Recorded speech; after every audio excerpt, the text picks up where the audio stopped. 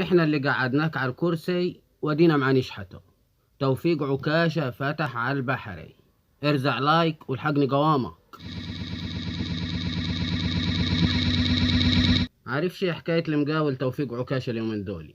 ليه 3 4 أيام هاتك خبيط في النظام مبحر ومقبل، بعد اللي قالوا في الفيديو اللي نشرته لكم اول امبارح، واللي هتلاقيه في شاشة النهاية في الفيديو دي، واللي قال فيه إن وقت الغضب قرب.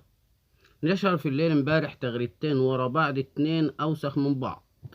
الأولانية خبط فيها في نظام عيني عينك على عينك يا تاجر، وقال فيه: فيما بعد ثورة 30/6 وقفنا صفا واحدا بكل ما نملك في اصطفاف قوي لكي نعيد بحماس شديد بناء بلدنا الغالي العزيز، فأوجدنا من جلسوا على المقاعد، يعني قعدنا الناس على الكراسي بتاعت الحكم، يضربون هذا الاصطفاف بمعاول قوية، يفككوا البلد يعني، لكي يفرقوه، إلى أن تم تقسيم هذا الاصطفاف بأيديهم، واليوم يطالبون بعودته.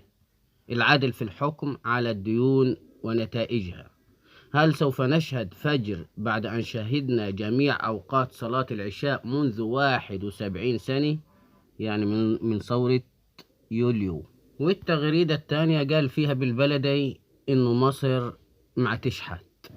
قال: يوجد في الوطن العربي دولة يخيل لأهلها أنهم حافظوا عليه حتى لا تصبح سوريا وليبيا واليمن والعراق والسودان، ولكنهم استيقظوا يوما وجدوها تجلس على باب المسجد تمد يدها، حتى طردها عامل المسجد، فقامت تبحث عن مسجد آخر تجلس أمامه. بعد يوم طردها عامل المسجد، فقامت تبحث عن مسجد آخر. يعني بالبلد كل يوم في دولة ما نروح نشحته ويطيروا ورانا. نروح السعودية شوية يشحتونا شوية ويطيروا ورانا، نروح الكويت يشحتونا شوية ويطيروا ورانا، نروح الإمارات يشحتونا شوية ويطيروا ورانا، وهكذا.